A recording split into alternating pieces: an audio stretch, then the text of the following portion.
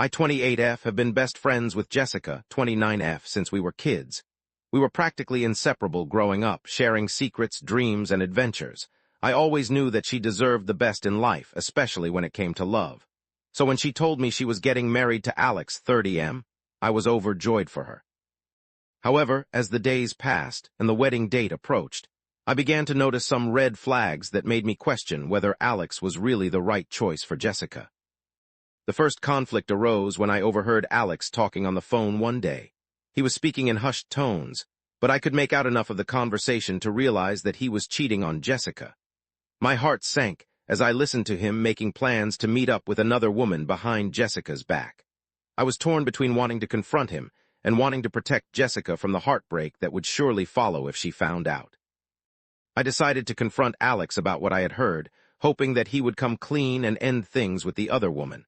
But instead of showing remorse or guilt, he simply laughed it off and brushed me off, telling me to mind my own business.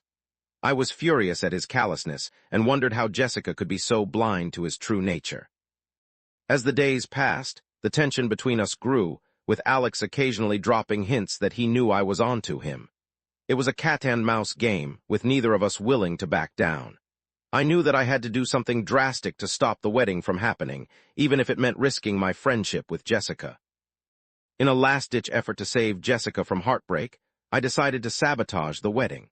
I tampered with the seating chart, making sure that Alex's other woman would be seated right next to Jessica during the ceremony. I also made sure to plant a fake love letter from Alex to the other woman where Jessica would easily find it. I knew that this would cause a huge scene and hopefully open Jessica's eyes to the truth about Alex. The fallout from my actions was catastrophic. Jessica was devastated when she found the love letter and confronted Alex about his infidelity. The wedding was called off amidst tears, accusations, and broken hearts.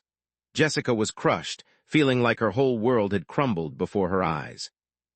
As the dust settled and the reality of what had happened sank in, Jessica turned to me with tear-filled eyes. She asked me why I had betrayed her trust and ruined her special day.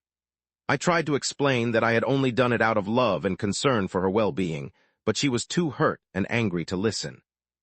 Our friendship was left in tatters, with Jessica unable to forgive me for what I had done. She cut off all contact with me, unable to bear the pain of the betrayal.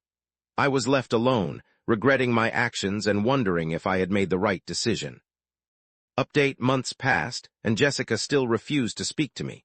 She had moved on with her life, leaving me behind in a cloud of guilt and sorrow. I tried to reach out to her multiple times, but my calls and messages went unanswered.